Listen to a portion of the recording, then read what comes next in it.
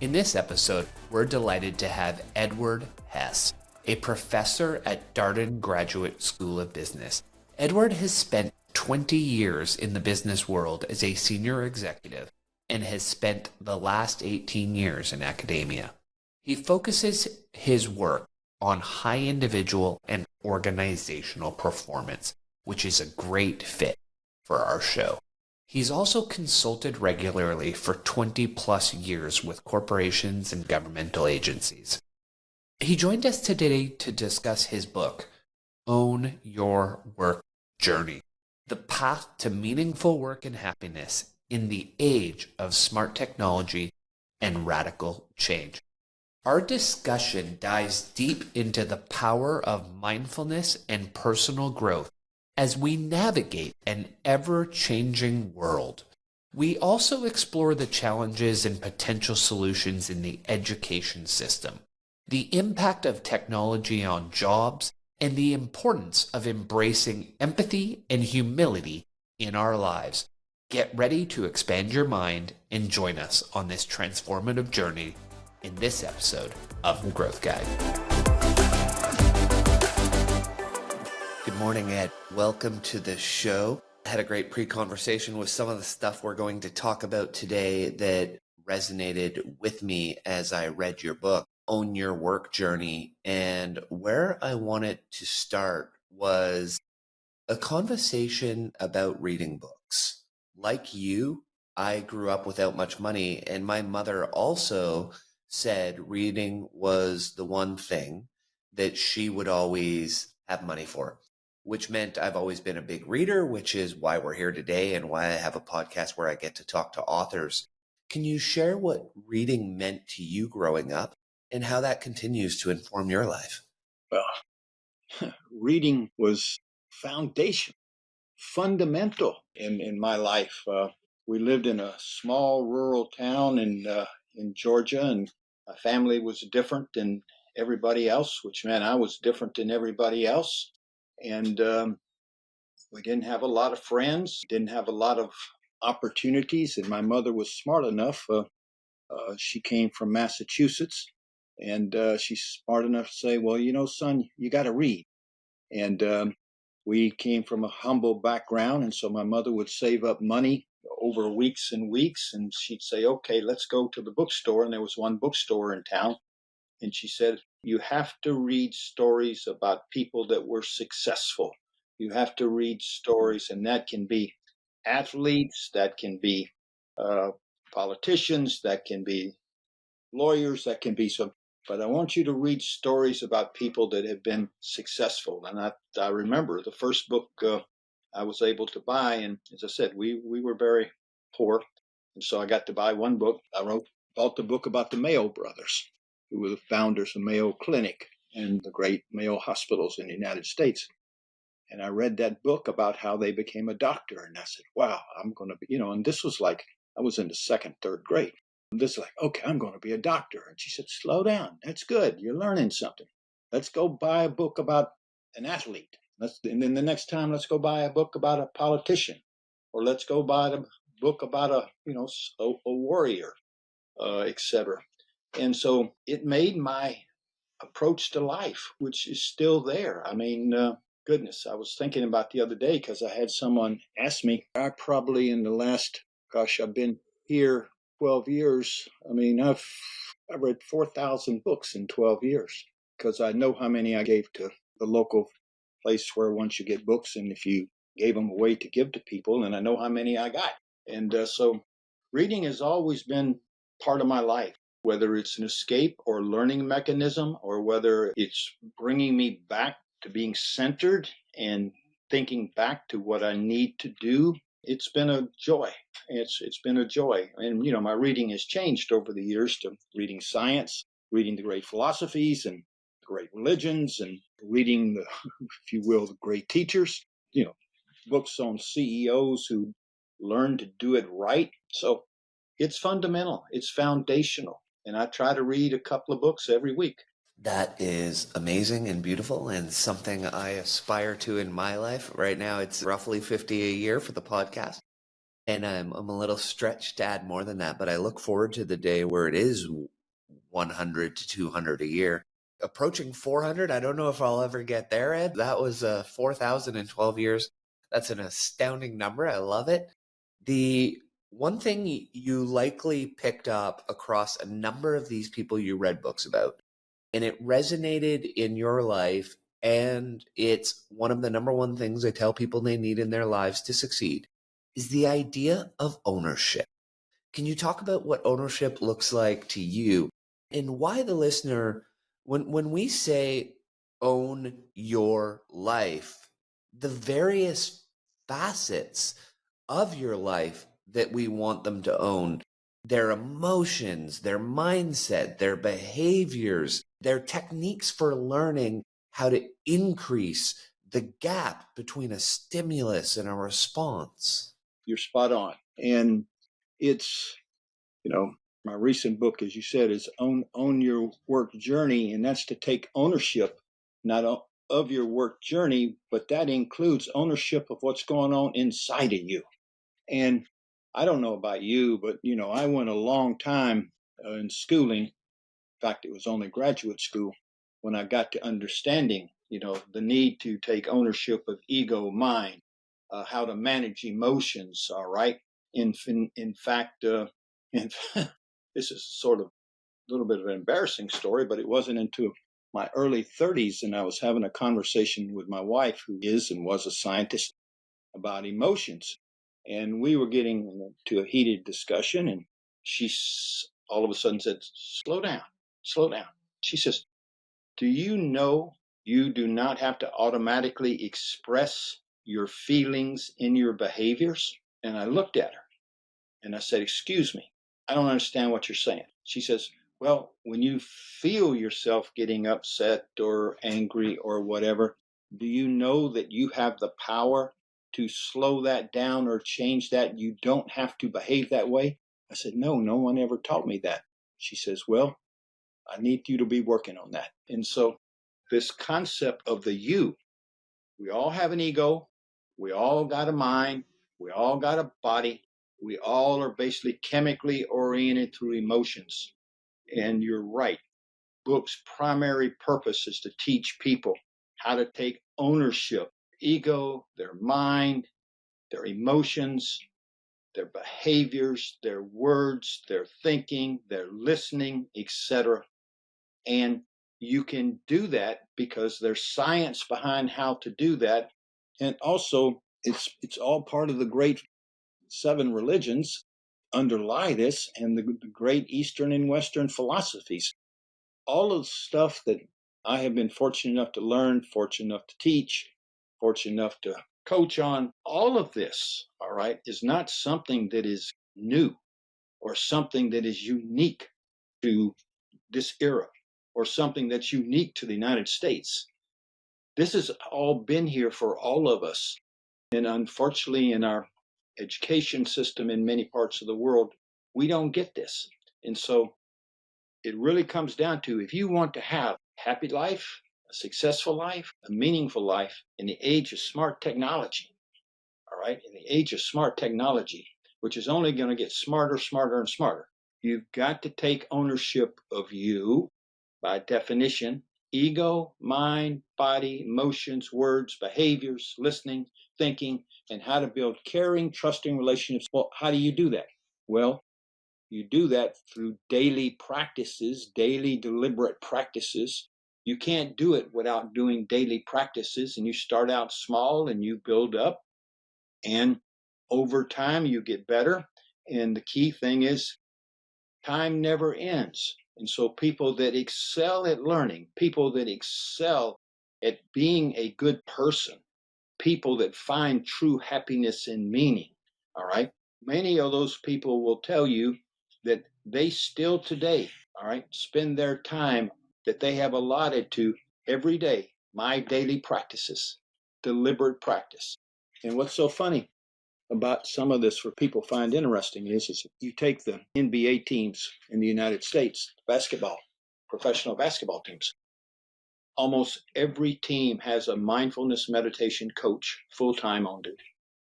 And you watch NBA basketball and you can see scorers who can go to the half court line and shoot 3-point shot, swish, a high percentage of the times. Why? Because the goal is inner peace for all of us, inner stillness and calmness that enables us to go out in the world being non-judgmental, fearless, quiet inside. Because the greatest thinking, science shows, the greatest thinking, whether you want to call it innovative thinking, the greatest thinking occurs when the human body is silent. And then what comes is, wow, where did that come from? That's really cool. So you got athletes who have bought into this, and then you got the warriors, all right? The Navy SEALs. The Navy SEALs are trained how to manage fear, trained how to do mindfulness meditation to calm themselves. They're trained that when they are sent into battle, they are calm. They can sense, see, understand, and react appropriately. So if you think about it, if you got great athletes, great dancers, musicians, okay, I'm picking individual types of work that people can do and measure. All of these people use the practices and tools which I talk about, which you talk about. All right. It's not rocket science. It's deliberateness, and it's starting out small. You'll have ups and downs, but you got to keep at it. And all of a sudden you get leaps, and you'll get a little more smoothness. Then you get more leaps. And it's amazing the impact it has on you. And I'm talking about a general you. All right. Impact on family, impact on friendships. And it gives you the ability to go out into this crazy world we're living in. When we look at that, Ed, we're on that journey to always be our best selves, to continuously learn. And for the listeners, we're talking about a Navy SEALs or elite athletes, and they may say, well, that doesn't apply to me. But you give the example in your book with where technology is taking us and how that may replace up to 50% of our jobs. That's So right. for the person that's listening, why do they, I know you're on this journey always to be your best self. I'm always on a journey to be my best self. Why is it important that the people that are listening out there today, why do they want to be on this journey to always be better tomorrow than they are today? Because if they're not on the journey, there's a high probability they will be left behind. And being left behind is extremely serious. And there's nothing positive about being left behind, not having a job, especially in a country which does not have a social safety net. So there is no net out there that's going to catch anyone. And the reality is that even if you have a job, the best scientists are predicting that a person will have 5 different jobs in the next 20 years because of the technology is going to continue to advance. And so that's why the concept in the book, you have to be a highly adaptive learner. You need to be able to learn, unlearn, and relearn at the speed of technological change. In order to do that, you need all that personal stuff we just were talking about. But why should they? What should motivate them to embrace the deliberate practices, to embrace the personal stuff that we're talking about? Because going forward, there's only going to be really 3 types of jobs that technology is not going to be able to do. And technology is going to continue to advance. Those 3 types of jobs right now are thinking in ways that smart technology can't think. Critical thinking, innovative thinking, going out into the unknown and figuring things out, making decisions when there's not a lot of data. Well, if you look at the reality in the United States today, and especially in the education system, critical thinking is a void, all right? We don't really teach people how to critically think. So critical thinking is number 1.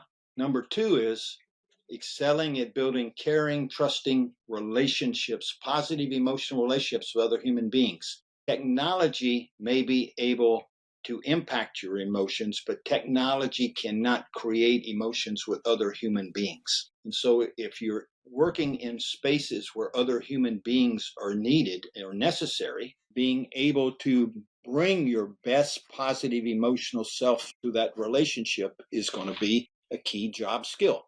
Then there's a third job, excelling at doing trade jobs that require lots of human dexterity. Moving your arms, you could be crawling and this.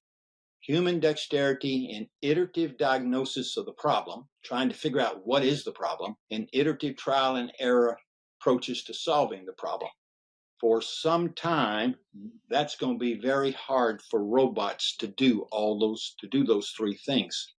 So those are the three jobs, all right, that basically three potential jobs that people have. You will not have a high likelihood of being in those jobs continuous for the next 10, 15, 20 years if you don't bring your best self to work. It's going to be highly competitive. We live in a survival of the fittest culture in the business world. Now, that doesn't mean you compete against other people. No, your biggest competition going forward is yourself. It's what's going on inside of you. And you have to transform that. And it is doable. It may sound like a lot and everything, but it is very doable. All it takes is commitment and holding self accountable. And yes, one day you'll forget, but don't forget 2 days. Just mark off that one day. All right. Some of the feedback that I've gotten over the years is people using the words, Ed, you don't really explain it that well because it's really joyous. Oh, yeah, it is joyous. And then, or other people will say, I stopped. I didn't like it at the beginning, but took it back up. And it's the best thing I ever did, even though it took me 2 times to get going. And so this is not hocus pocus stuff. This is not dreams. This is like, whoa, the world we're in now is very different.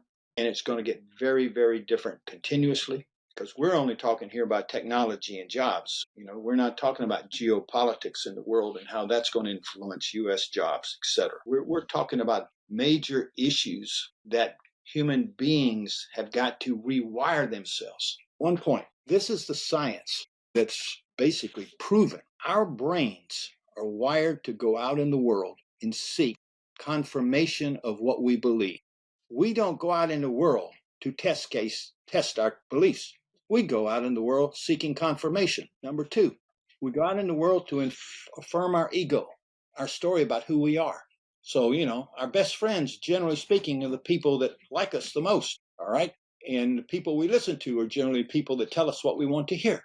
And then we have our stories. That's what the ego's about, is one big story of who am I? Well, we go out there automatic seeking cohesiveness, confirmation of our stories. That's how our brain is wired. Rewiring the brain takes transforming the brain, which takes practices, all right, which you do generally for many, many years, but it comes, and it comes slowly, and you see the difference. So that's why in the book, I've got 35 works. It's only a 140-page book, 127-page book. But it's, I've got 35 workshops in there and 28 practices and tools that are proven. I mean, all somebody's got to do, and you have your own stuff that you give people. All they got to do is do this every night, see how you did. If you need to make amends, send text, call people in the morning, whatever. Start the next day, daily practices. It's simple and it works. And it works. You've done it. It's exactly that. The past guest of the show has been on a couple times, Brad Stulberg. He talks about a 3-legged stool. And for him, the 3-legged stool is part of what you've already been talking about. And what those legs are, Ed, is it stood the test of time. So you talked about the major religions. You may talk about Buddhism, Stoicism, Taoism, that predate most of the religions. And these practices were already there. And then you take it and say, well, yeah, not only were they there, they're backed by science. We've tested them. They work. Cognitive behavioral therapy, ACT. These things have been tested and they work. And then the third one is you have to be able to actually implement it in your life. It can't be theoretical. It can't be something that works in a lab, but you and I can't do. So when I look at the things that do change my life, a lot of them are in the book as the workshop, whether it's box breathing, whether it's mindfulness, whether it's meditation, whether it's specifically loving kindness meditation, which is for me one of the number one ways to develop empathy towards people that we otherwise would have a challenging relationship with. So I absolutely agree on the fundamental nature of these areas that you have in the book, which we're going to talk through. So we're going to get through a lot of the ones that I just threw out there. But you hit on something that I don't want to let go, because I think we really want to reinforce this for our listeners and watchers, is this idea that the biggest obstacle on this journey is not someone outside of us. It's not society. It's not the government. We are our biggest enemy, the person in the mirror. Can you take us through, why are we the ones that are in our own way? Because we're the only one that can change ourselves. And generally speaking, most people have a high view of themselves.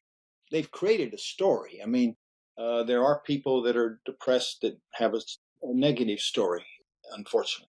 But, everybody sort of figures out some story that makes them feel good about themselves. And the fact of the matter is you just take the brain science that we just talked about.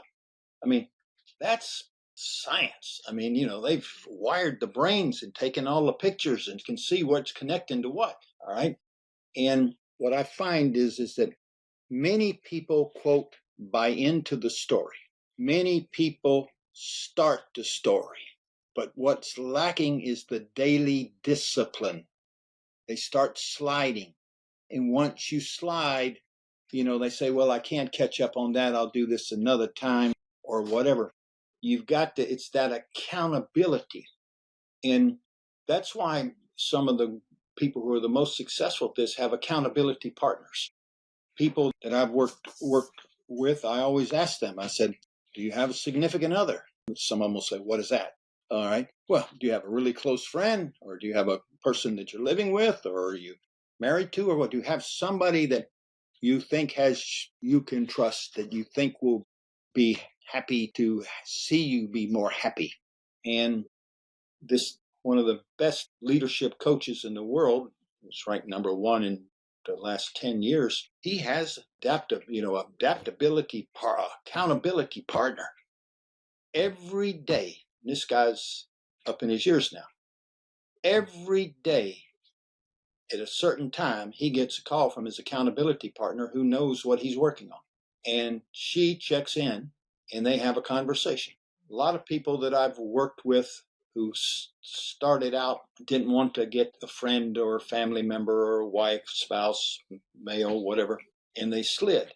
And then they asked their partner to hold them accountable. So the partner knew what they were working on, and they took 15, 20 minutes at night after the kids were in bed, or if there are no kids, after dinner, whatever, and they talked it through. And that accountability partner, I found that increases the probability somebody will stick with it. Because let's go back to our ego. We don't want to look bad in front of somebody that we really trust and who trusts us and who's got high hopes for us. It's a little bit like, once I get an accountability partner, I don't want to be a loser. I want to be a winner. Okay. And that's okay. All right. I'm okay with that. I'm okay with that exact answer. I don't want to be a loser. That's why I'm doing it. Key is you're doing it and it's going to have impact. And once you get there, you're not going to let go because you don't want to go back the other way.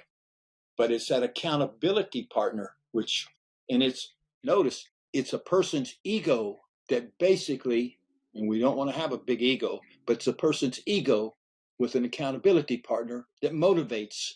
Most of this is men. Men have much more difficulty embracing these practices and doing it than women do, as a general rule. And I'll give you an example. I assume you know about collective intelligence and the science of collective intelligence from MIT and Carnegie Mellon, but maybe our listeners don't. But Carnegie started out with MIT, wanted to do a study on collective intelligence because their theory was when you have a group of people working together, the intelligence of the group is greater than the intelligence of any one person. And they wanted to see, okay, how do you optimize collective intelligence? And they spent a lot of time, years, and they did 5 different research studies testing different things. And it came down to this. It came down to, in those 5 studies, came down to that the key thing about collective intelligence and optimizing human performance is the emotional relationships between the people in the teams, or the ability to have positive emotional relationships. So those 5 research studies from MIT found the most successful collaborative teams are teams of 5 people, okay, who are all women. The second best teams were 4 women, 1 man. Third best, 3 women, 2 men. You get where it's going. Carnegie Mellon looked at that and said, this is an aberration. So Carnegie Mellon did their 3 tests, and Carnegie Mellon came to the same conclusion. So you got 2 of the most highest ranked technology, engineering schools in the United States and probably even the world, all right, coming up and saying to us, collective intelligence, if you want to have meaningful business relationships, you want to build businesses, you want to get people together, you want to get everybody on board on the team, you need collective intelligence, not competition. It's not ego. It's not fighting to be right. It's getting to what is the right answer and everybody being in the game and being listened to. And the story is, all right, the more women, that means us men need to get our act together and learn how to build caring, trusting relationships with other human beings and let go of the ego, let go of needing to be right, letting to look good, okay? It's not competition, it's collective intelligence. And, that's sort of where this is going to go. It's very funny, after all this stuff came about and I started using it quite a lot, I was giving a talk in Seattle to people from the big technology firms out there. It was probably 100 people. And we were having this conversation about collective intelligence. And a woman raised her hand. All of these people were senior level people. She said, Professor Hess, I have a question. I said, okay. She said, well, as you can see, I'm a woman and I hear what you say. And, other than needing a man in order, if I wanted to have a baby, why should men even be in the business world? This woman was a senior person at one of the big companies there. And I looked around, and there's only about 20 women out of the 100 was only about 20 women there. And the men's faces just turned red or frowned or stared at her. And I asked her, well, what do you think? And she says, well, I know that I can buy sperm from the smartest people in the world because it's already been put into the freezers. She says, I don't know. And I said, all right. And I asked the guys, what do you think? And nobody would answer. But that tells us something about the makeup, if you will, of what a lot of people, even if they're not going to be in the technology space, just human beings, we men have we men have more work to do, and it's harder for us to do because the way we are wired, because women are not wired like we are wired. They're wired to be more, to be kind, caring, compassionate, because many of them are mothers and etc. And so taking all this into account, and the picture here is that people have technology is calling the game. Game now there is no what if. The game is on. In fact, some of the brightest people in the AI space, the people who created AI, all in the last 3 to 4 weeks have come out with pretty strong statements that within the next 2 to 3 years, human beings will be the second smartest people in the world. Technology will be the smartest. Well, people got to basically wake up to this. That means this stuff is accelerating far faster than anybody thinks. Yeah, sorry. I mean, this all similar to the work we're doing on ourselves. It always goes slow until it goes fast. And when it goes fast, it becomes exponential. And that's what we always want with our own work, with the work we're doing on ourselves. We want it to go we think linearly, but eventually we want to trigger exponentiality. And with these technologies, they go even more exponential than we do. There's an important thing to think about there that you were talking about, because our audience is probably 65 to 70% men, maybe even skewing up to 75, depending on the channel that we're on. And the biggest thing that I see that gets in the way for a lot of men is we're not wired to talk about any of this with each other.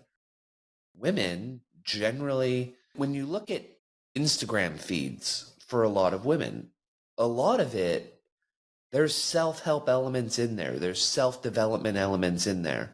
There's language around improving and emotion and feeling and how to be a better woman every day. For a lot of men, it's like the Instagram feed is good-looking women or sports. There's not many men who are seeing deep work or emotional intelligence or how to grow empathy or how to grow humility. And this is where we're going to focus a little for now, is because you talk about this being one of the most important things we have to start with. And you talked about it in that section there, is this idea of quieting our ego. We don't even look at that. We simply look at like what makes me happy in the moment, and it's attractive women or it's sports or nice cars. Like there's just this shallowness of, we're not taught to go deeper. Right. Yeah, you're exactly right. And, the quiet ego, I'm going to confirm, I probably would, over the years, have done, in percentages, probably 90% men in the audience. And I'm looking at, thousands of diagnostics, that one diagnostic over thousands of people, and trying to get people, to men especially, to think openly and sort of say, okay, what am I good at? What am I not good at? It's interesting is, out of those, and I think it's now around 4,000 people, the number one behavior that people, men, basically don't do well at is humility. The number two behavior on all these tests is listening. So come to the table knowing how smart I am and knowing that I got probably the right answer. And when, instead of when someone else makes a different point, me stopping and asking questions to make sure I understand the person, what do I immediately do? When the person starts, I raise my hand or say, Jim, I disagree with you. Here's what's right. And so that's sort of our wiring. And the only way that I have been able to help people transform that is by helping them create a new story, which they read every day before they leave home or talk with anybody, or I'm talking about men, or go to work. And that's the story about New Smart. All right. My 5 New Smart principles, which I'll just read them to you. I'm defined not by what I know or how much I know, but by the quality of my thinking, listening, relating, and collaborating. By the quality of my thinking, listening, relating, collaborating. My mental models are not reality. They're only my stories of how my world works. They're not anyone else's stories. And I've made them up for me. I'm not my ideas. Okay? I must decouple my beliefs, not my values, from my ego. In other words, I'm not the person who's this way. I must be open-minded and treat my beliefs as not my values, my beliefs, as hypothesis to be constantly tested and subject to modification by better data.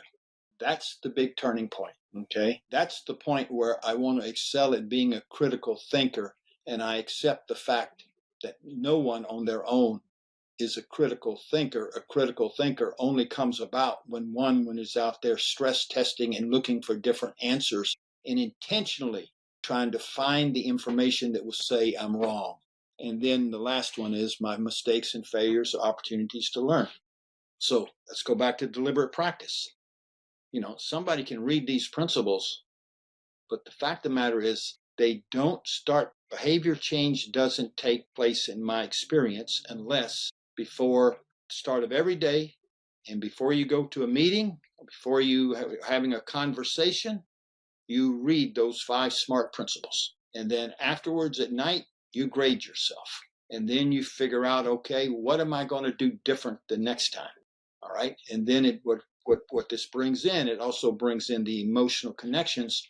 And maybe what I need to do is I need to take some mindfulness meditation practices so I can calm my mind, so my mind is not talking to me when I'm listening to other people, and I don't let my mind talk to me by creating my answer while they're talking. So you find that quiet ego is very related to mindfulness meditation, being able to learn how to control what's going on in our head and be able to focus on our breathing and not focus on those words, let those words just float by. And after you become good at mindfulness meditation, you know this, you do it. Mindfulness meditation, you can come to the table with a quiet mind, because a big ego, or the ego working, where's it coming from? It's coming from my mind. I'm thinking about why I'm right. I'm thinking about why I'm better. I'm thinking about why I'm wrong. I don't want to be thinking about that. I want to be 100% listening to what the other person is saying. How do I do that? I have to learn how to quiet my mind. So quiet mind and quiet ego are almost like bosom buddies, brother, sister, whatever. All right. You need both. And people need to basically work on both of those things. But you've got to get the mindfulness meditation down. And so many men say meditation, ooh, that's not, I don't need to meditate. I mean, but they're just afraid that they can't do it. And the fact of the matter is, it's very hard to learn to do. You just stick with it. All right. And people that are really good at it will tell you it took me a long time to get from 3 minutes to 6 minutes, 6 minutes to 10 minutes, 10 minutes to 20 minutes. But once I got to 20 minutes, I was pretty good. Then I moved to 30. Then I moved to 50. Okay.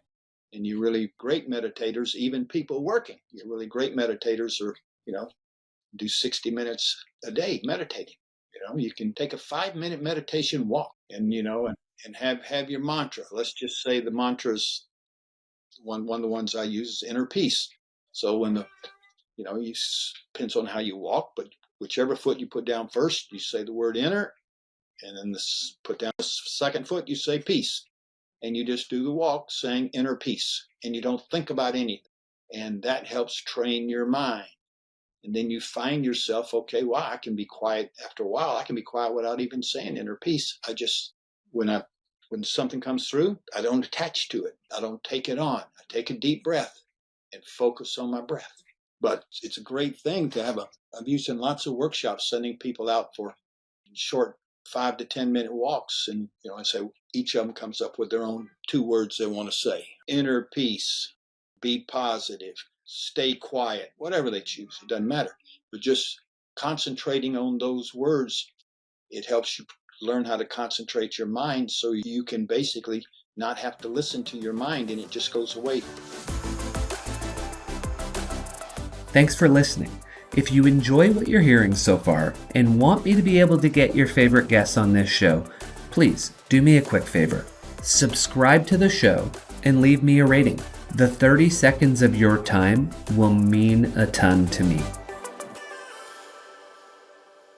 When we look at that, I always want to contrast for people this idea of separating. So we have mindfulness, and your definition in the book that you give is very similar to what I've evolved over time, paying attention to the present moment on purpose without judgment. And it's definitely had a material change on my life. So that's mindfulness. And then we have meditation. And a lot of people think, well, those are the same thing. And we like to contrast it and say, well, mindfulness is where we want to get. We want to be mindful at all times. Meditation, that's a practice. But the book is full of daily practices. That's a practice that allows us to increase and develop mindfulness in our life. It's a tool that leads to the other. And so for you, what does a meditation practice look like for you? And how have you seen that impact your mindfulness in your life? hesitating a little bit, trying to figure out how to frame it. I've been doing meditation for some years, and I'll give you an example. It may sound weird, it may sound crazy, whatever it is, but it is what it is. I have found over the last 6 to 8 months, the technology stuff going on and the pressures in our society, I have found it more stressful in the last 6 months, trying to figure out how to help people be all they can be, to help people get around these things which are so new and big and scary to people. So, as an example, I mean, in the last months, I've had to double my morning practices, double the length, in order to be at the same level of behaviors and calmness than I was before, because there's so much coming into all of us. And so I start off my morning with a gratitude practice. First, gratitude for being here, gratitude to the people that have helped me get here, and wish them well. And then I move to mindfulness meditation, where years I've been able to learn how to do that. And, I do that minimum 60 minutes for the mindfulness meditation, minimum, somewhere between 60 and 90 minutes in the morning. And then I do a second process, if you will, in that I have a journal and I have things that I'm working on. And so I then read through the parts that I need to, what am I trying to work on to be better, and say those things out loud. It's transformational. I would say to you, most people get to a really good place if they can really have a quiet mind, 20 to 30 minutes. All right. That's a good place to be. You don't have to go necessarily more. That would be a good place for people to shoot for. Now, how long does it take you to get to 20 to 30 minutes? It can take people 6 months, 6 to 9 months to get there. The key is you don't beat yourself up, because when you start thinking about something, you go back to, focusing on my breath and breathing in slowly and as much as you can, and then breathing out slowly. So your concentration is on the breathing in, the breathing out, and feeling it in your body, which So the science is there. I mean, the science is overwhelming that people are calmer, happier, not as angry, not as fearful. Okay. I mean, and you're right, it's thousands of years old. Okay. The mindfulness meditation is thousands of years old, but it works, because then you go out and you bring it. The goal here is to bring your best self to your world each day. And there are going to be ups and downs. I screw up sometimes. You screw up sometimes. But all right, we'll get back into equilibrium and everything, because we know how good it can be. All right. And that's I've been advocating for some time that in schools, it should be part of training, and definitely in high schools, and even really in middle schools, and even in the fifth, sixth, seventh grades, just taking little breaks. And I mean, this needs to be part of our almost societal way of being, because that's how we as a society are going to have a chance of being successful in this new world, which is going to be completely changed over in the next 20 years, and maybe shorter. Yeah, a lot of what we're talking about in the show today, or generally that we talk about in the podcast, so much of it, I think, our children and students would benefit from and would have a much better long-term life, knowing how to listen, how to be empathic, how to meditate, how to be mindful, how to live with humility and gratitude. Where's the class on that versus let's study trigonometry? When was the last time you used calculus? So it's just so fascinating that we know these are the things that'll change your life, and we don't necessarily teach them. And I hope that, and it's hard to do this, Ed, I hope that as a father, I teach these things to my two boys. And I know that generally our children listen to us the least of all the teachers that are out there. Though, if they see us doing it consistently, if they see us doing the practice, that tends to lend some weight and credence more than simply the words. And I want to backtrack because we're talking about ego, we're talking about quieting the ego. In the first thing that you talk about quieting the ego, and it ties to a past book you've written, Humility is the New Smart, is we need to develop humility in our life to quiet the ego. So, for the people listening, what are some of the attributes that define humility to you? And how do we increase our humility through certain practices? Yeah. You look at the science behind humility, and leading psychologist June Price Tangi has best of, let's say, small list of how do you define humility, and I'll just read it. Have an accurate view of your abilities and achievements. Accurate view. Be able to acknowledge your mistakes, your imperfections, your limitations. Being open to new ideas, contradictory information. Keep one's abilities and accomplishments in perspective. And that ties with also with the new SMART principles. I go back to daily practices. If you want to adapt humility, you should create your own list if you want, but there's in humility book, in my new book, or you take these, say if you put these together, 9 sentences, and I read these sentences to myself when I wake up in the morning, when I walk into school, let's just say school, and then I read them during the day, sometime during the day to see how I'm doing, and then I read them at night again before I go to sleep, and I grade myself. How did I do today? And so there's this back to this accountability part.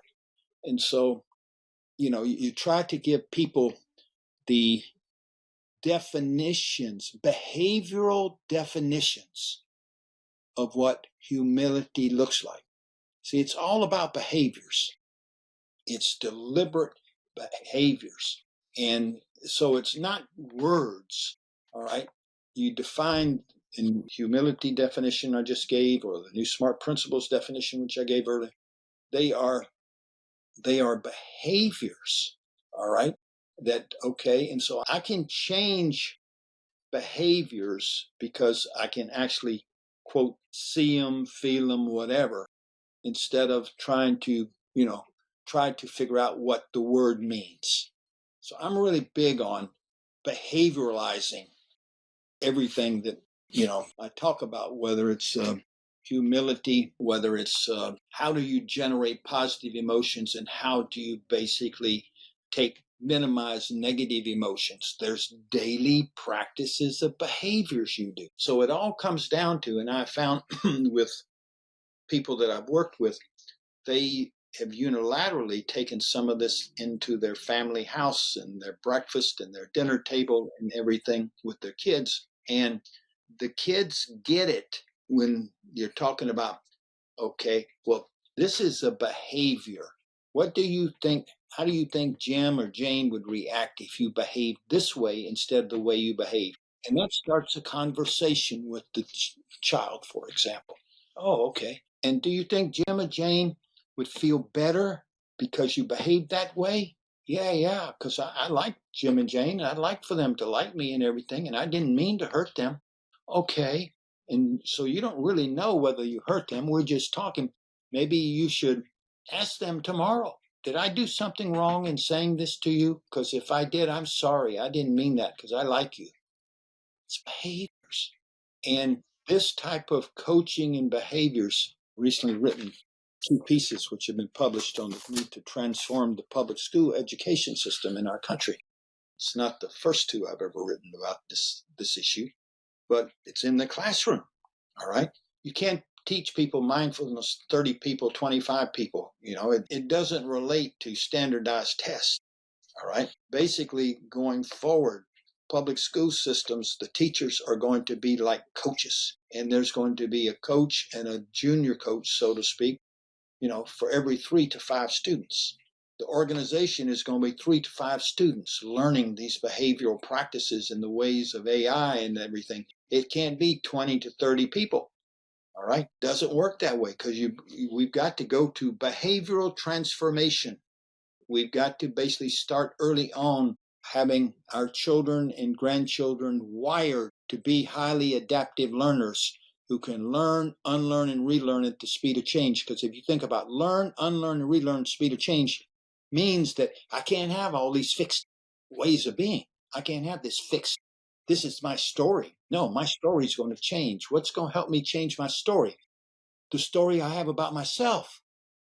My story about myself is I'm an adaptive learner because I'm doing this stuff and it's helping me be open-minded. It's helping me change my mind. It's helping me go out and find the best answer. That's the new game. That's the new game. And so when you say learn, relearn, unlearn, because that's a line you use a fair number of times throughout the book. What are you meaning by learn, unlearn, relearn in that continuous loop that sounds nonstop? It is nonstop if the technology continues to advance and be as powerful as it is. So what it means is, okay, I did something this way. Before I do it again, is there anything going on? And you do this in teams, generally speaking, in the business world or in the work world or in the school world. Okay, is there anything that has come up or that we know of or that we heard about that could impact what we just decided 2 weeks ago? No, we think everything's, have we gone and looked for things? Oh, well, no, we haven't. Okay, so why don't we go take a couple hours and you take this, you take this. What do you want to take? Everybody break it up. Let's go take and see, has AI changed anything that we need to know of in the last, couple of days? No, there's nothing that we see here. Okay, so we can go. So it's that having that, how do I embed into the dailiness, the need to stay abreast and to evaluate, is the way we did it 3 months ago still the way we need to do it now? And let's figure that out. That's all part of critical thinking. That's all when you look at the critical thinking list in the book, critical thinking is not listening to and automatically doing what your mind says. It's not biased thinking. It's not accepting the first thing comes into your mind. It's not believing that everything you believe is correct. It's not automatically taking advice from a friend. It's going out and constantly stress testing, all right, what you're doing. What am I trying to do? Why am I trying to do that? What's my purpose? What facts or evidence do I have that support it? What facts or evidence would disconfirm it? What do I not know that I need to know? How do I get that information? How do I look hard for disconfirming information? Da, da, da, da, da. And then you go down to tools, the 5 whys. You keep asking why till you get to the root cause. Purpose of critical thinking. Think about, okay, I think this is going to work. Do what's called premortem. Okay, what would make this not work? So you start wiring your brain to think critically automatically instead of looking for affirmation. And you use those questions. I mean, I have companies that have on each learning team room, each conference room, they printed out the list of questions to ask of different things. So there people can see every day. And they go through in the beginning, what are we going to try to do? And at the end, they go through, did we do this? Did we do this? Did we do this? We didn't do this. We need to do, how are we going to do this? Okay, well, you two go away and do that and come back report. Yeah, and that felt really powerful to me, how you outlaid, hey, let's do the pre-mortem. And then how do we analyze it at the end to see what happened? Where did we go wrong? What didn't work? Right. What did work? Why is critical thinking something that isn't taught or used as much in the world as it should be, Ed? Well, that's a very good question. I think part of it, what's going on now in the world is at least in the United States in higher education, is the fragility of students emotionally. And it's hard to think critically with other people if you're, fragile. Everybody wants to be loved. Everybody wants good grades. All right. And my statement about fragility of students is scientifically based. NYU has the best studies on this. They have a whole research center on this. And it's very different than when I was raised in school and when you were raised in school. When I was raised in colleges and everything, I mean, people asked hard questions of each other, all right? And you didn't get upset. It was all about how to get to the right answer, all right? What is right? And then what did we miss? The issue today on critical thinking is the fragility of students makes it very hard. So that's going to have to be changed. And that also then gets down to the emotional side and then how you treat people, etc. And also it gets down to having to deal with the social divisiveness that we have in our country. So if you think about it, the way our country is operating puts a lot of inhibitors in the way of our society becoming the type of society we need to be competitive work-wise, to be happy, etc. And so it's this whole AI thing is going to require many different types of transformations across society and how we behave and how we treat each other. But where it's leading, what the technology is really saying is that we need to do what people have been talking about for 50, 60, 70 years. Okay. In the late 1960s, four of the smartest psychologists in the United States wrote a book on the transformation of the public education system. All right. 1968. Abraham Maslow was one of those people. Carl Rogers was one of those people. Arthur Combs, who was the dean at the University of Florida Education School, where I got my degree. And one other gentleman wrote a book, and what they're talking about in the book in the late 1960s was never adopted, and what people now come and say, wow, we need this now. Well, no, you needed it later. All right. So this whole thing about we have an overlay of a survival of the fittest culture in the business world. We have social divisiveness. So we as a country have lots of challenges that, every country has different challenges, but we have lots of challenges that we're not dealing with to basically help prepare our younger children, okay? Your children, my granddaughters, okay? Preparing them for the world that we are bringing them into or leaving for them. And that's why your work is so important. That's why what you do is so important. It's why I was honored and thrilled to be able to spend time with you, because you're into all of it and you're working with people, helping them. And that's just all we got to do is to figure out, okay, how do we scale that? Yeah. We got to scale that.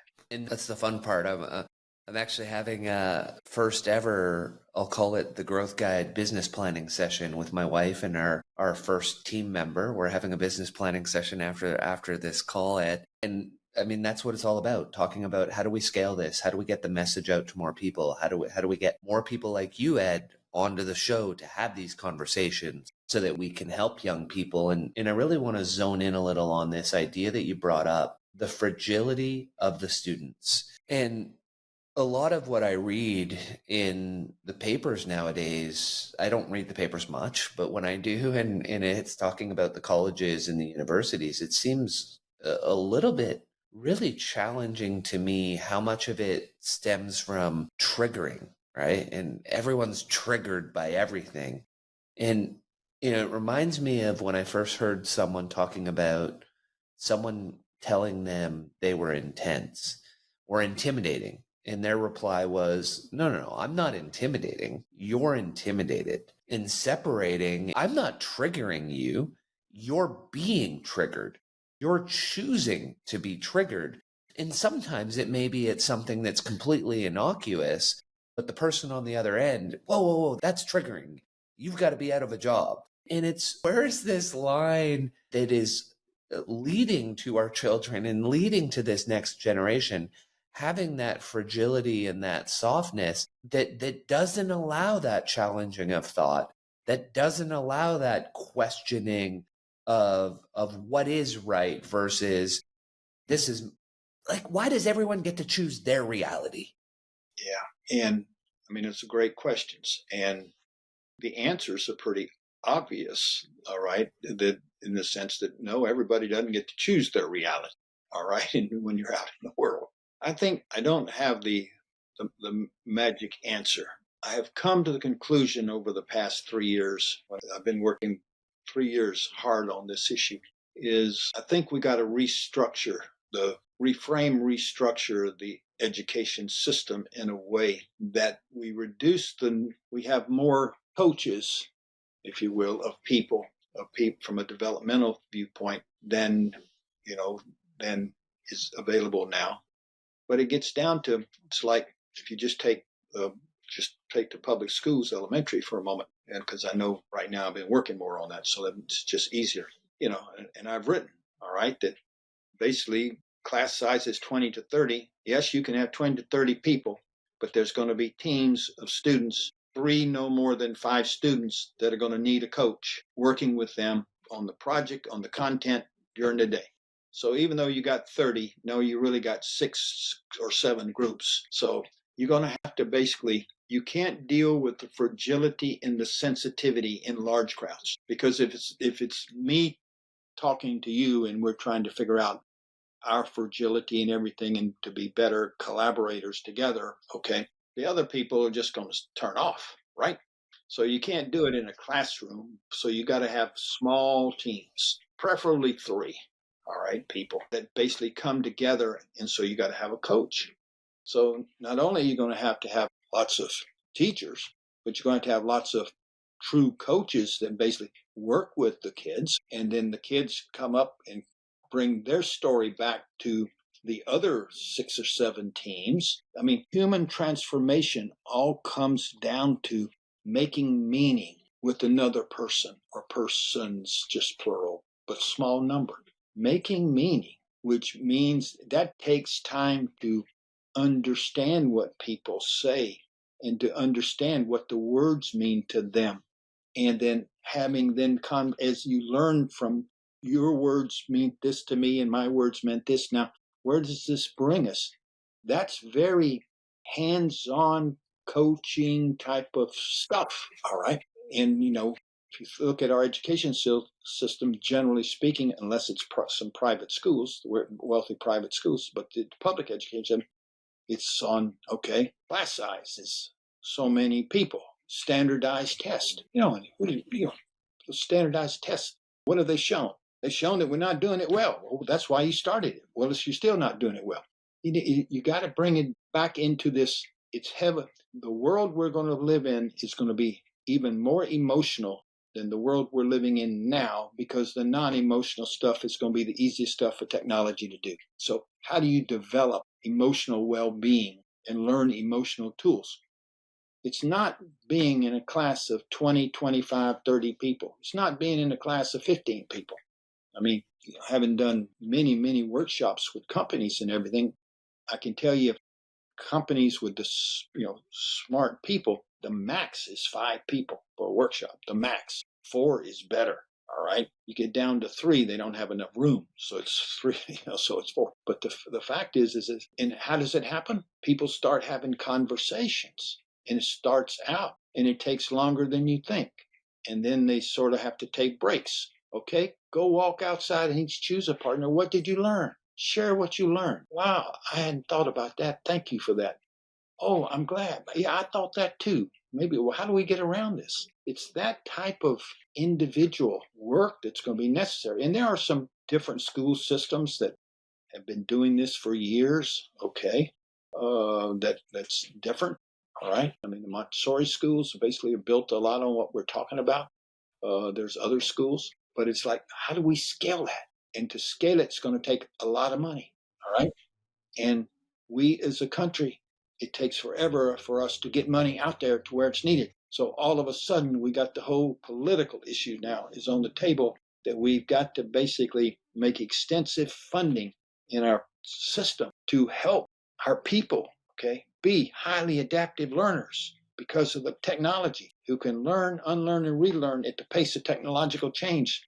Those are going to be the countries that win, okay? And some of the European countries are way ahead of us on that because of their school systems. Some of the countries that are more rigorous, I'll just use that word, they can do whatever, the leader of the country says. All right. And so it depends. They get, but they got a choice. And so the transformation that's happening in our country today, or that needs to happen, is much more than the embracing of artificial intelligence. It's the embracing of the human side of artificial intelligence and how do we basically transform at a pace faster than we ever had, which means we got to do something with our financial system, if you will, for states and localities. I mean, you got the federal government, they make decisions. Then it goes to the state government, they make decisions. Then it goes to the counties and the cities, and they make. How long does that take? Too long. Too long. That's why almost nothing changes. We're still educating people the way we were almost like, are we that different than we were 100 years ago? I don't know, but I don't know. I think that we probably are different because the Industrial Revolution changed a lot of stuff. But are we different than when the Industrial Revolution worked out? Are we any different than then? Probably not. No, training people to get into the factories, but that's not really where the jobs are nowadays. No, the robots are going to run the factory. We need to train people to be in the world running the robots, and that feels like it's missing. Yeah, no, you're right. And yes, and we have to come to the conclusion that there are countries out there who are way ahead of us on this, and that we should be open-minded in learning. All right. I mean, several European countries are examples. And it's also, I think, even more complex. We're going to have to deal with the complexity of our society. I mean, we've got to get beyond extensive divisiveness, because that gets in the way of the speed that we need to do and have. I mean, we sort of like it's almost like, and I was laughed at recently when I was talking with some and this is not me bragging about who I was talking to, but just giving you some semblance, high leaders in Washington, about the fact that way our government is managed, that it is managed in such a way that we can't adapt to pace of change, that we need to figure out different ways of structuring our governments. They said, well, do you have any ideas? I said, well, you can look at some countries out there that have done it pretty well, the Nordic countries, or in Denmark, or you can, look at Canada's system. But you can't, it takes us so long to get something done while technology is shooting out there, and our people are all getting more fragile and scared. And am I going to have work? And yeah. So all the while, you got the race between, China and the United States for world dominance. And you got the race of 2-3 big technology companies as to who's going to own the world technology-wise. So, wow, it's pretty simple. No, it's not. It's pretty simple that it's not simple. Ed, do you have time for 4 rapid-fire questions? Okay. You've read a lot of books in your life. What is one book that's had the most significant impact on your life? I'll give you probably the most significant impact, or the books that I have read, reread, and continue to reread, and almost read part of those books a day, or the books on the Stoic and Buddhist philosophies, and Huston's book on the 7 great religions. That doesn't surprise me. I have up on my screen as I was looking at all the questions that I'd compiled for you, and it really struck me. The Eightfold Path, we have right understanding, right mind. It just jumped out at me. Right, you have, right action, the right words, how to choose the right behaviors. And so that really jumped out at me. So I'm not too surprised at that answer. You probably read a lot of books at the same time, I'm imagining, when you're taking down 4,000 over 12 years. What are some of the ones that you're reading right now? David Brooks' new book, which just came out on how to, I don't have it here to have the exact title for you, it's really about how to understand other people. How to know a person. How to know a person. It's it just came out, and I'm not finished it, but I can tell you I definitely will finish it, and it's so timely, because that's all about emotions ultimately, and it's all about human interaction and humans coming together and respecting each other. And if you think about it, we sit back and think of this AI stuff from far away. That's going to be the key determiner of the success of our country going forward, is how people basically relate and with each other. Yeah, I got excited even looking at that. That's a conversation I want to have on the show.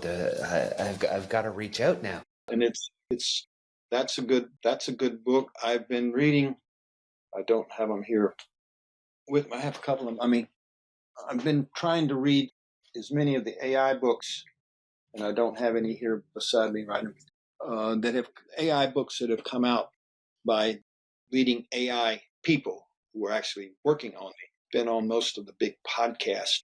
Um, there's 2 or 3 books that I found them there to be very helpful for a person such as myself who's not trained AI. So I've been looking for, if you will, books that help me understand AI and the pros and cons and etc. There's stuff right now on AI that comes out. Bear with me just a second. Got this stuff somewhere.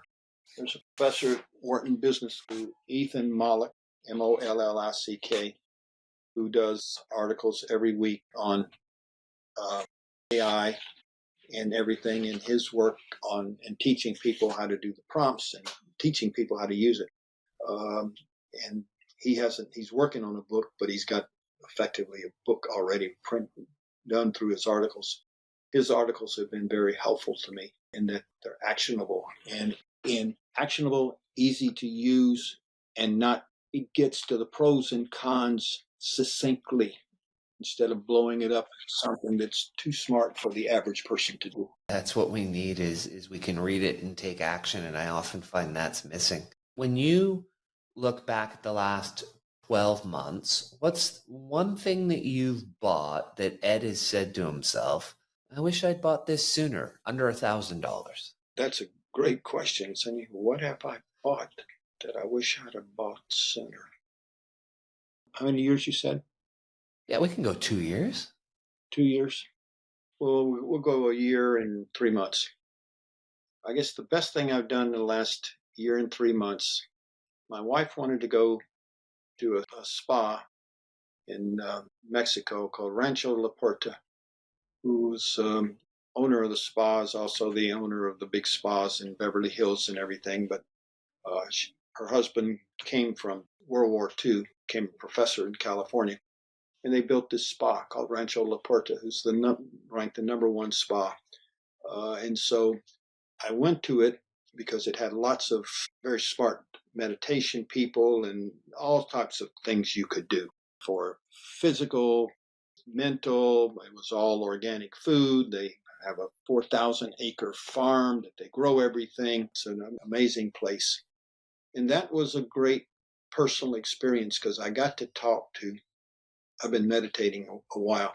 I got to talk to several meditation gurus, experts, about what I was seeing in my mind at this stage in my meditation as to what, and getting what do they see in their minds and where is my mind, am I off base, on base? And so that was an extremely educational experience and seeing.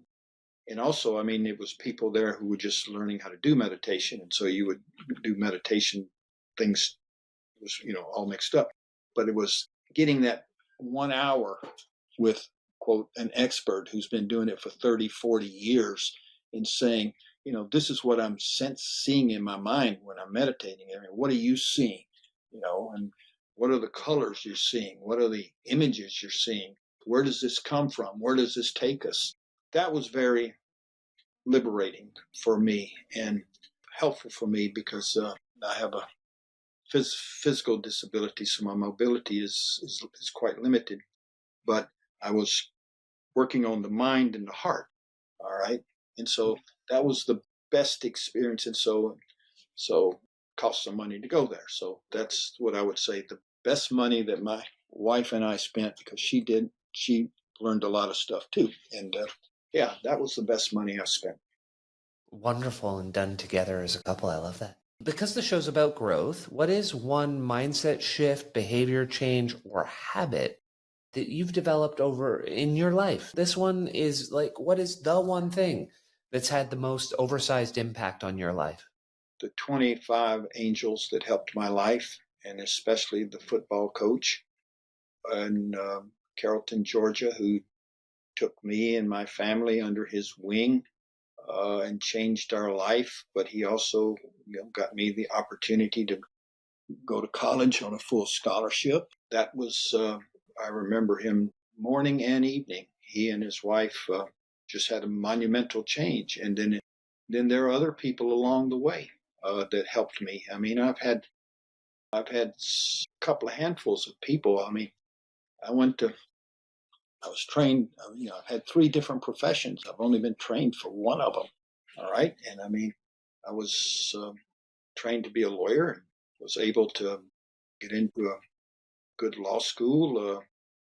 But it's because of people. I mean, I got accepted into law school in June when the law school was starting in September, and all the class was full, and I never had taken the law boards.